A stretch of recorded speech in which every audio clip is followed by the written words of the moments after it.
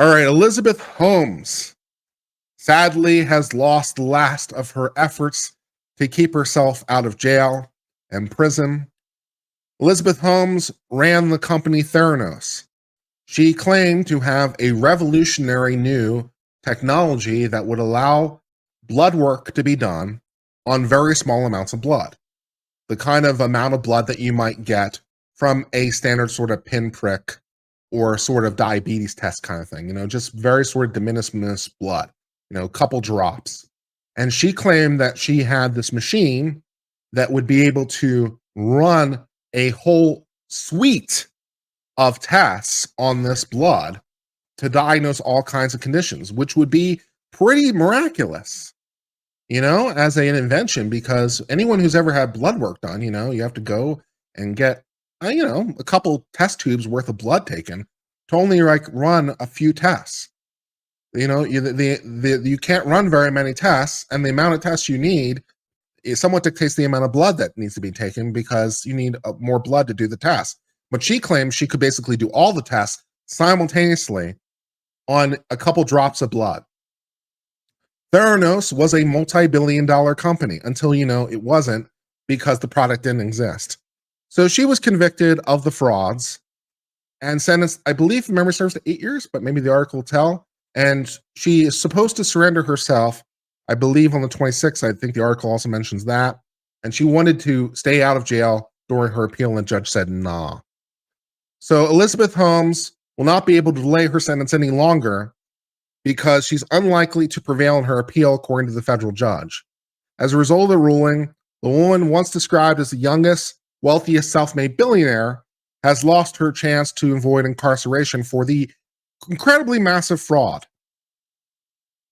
Her company was worth $9 billion at one point, and now is worth zero. The grand jury indicted Holmes and her former chief operating officer, charging as a massive fraud, and both have been convicted. The attorneys for Holmes argued the client should be able to wait out her appeals as a free woman.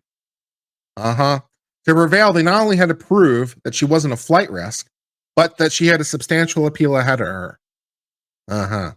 Prosecutors opposed the release, revealing that they discovered that Holmes had booked a one-way ticket to Mexico in January 2023, just weeks after the conviction.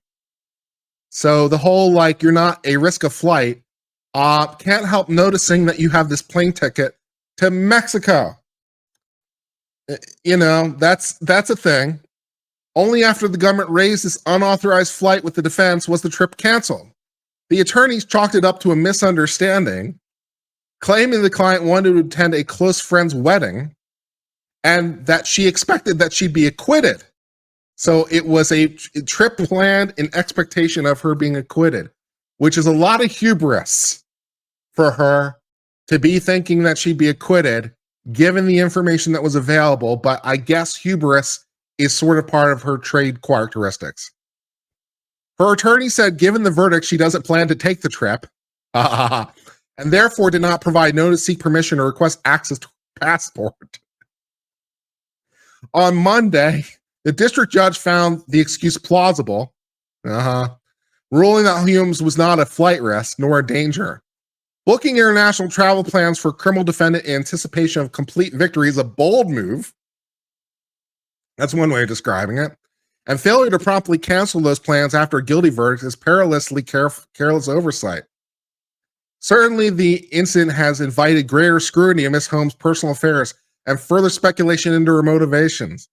After reviewing counsel's contemporaneous communications and immediate subsequent remediation, the court accepts the representation of the one-way ticket, while ill-advised, was not an attempt to flee.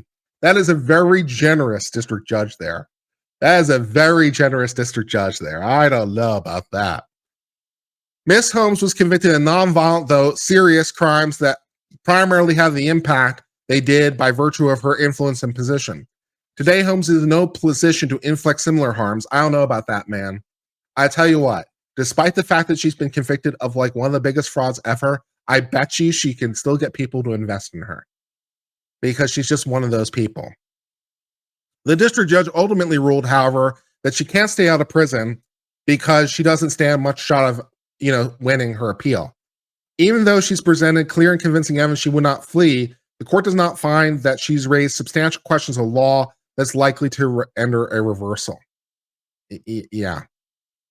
She is currently scheduled to surrender to prison on April the 27th at 2 p.m. So the Theranos story looks like it might be coming to a bit of an end as she faces her several years in prison for the massive, massive, massive fraud. So maybe some justice finally coming as a result of all that. Okay.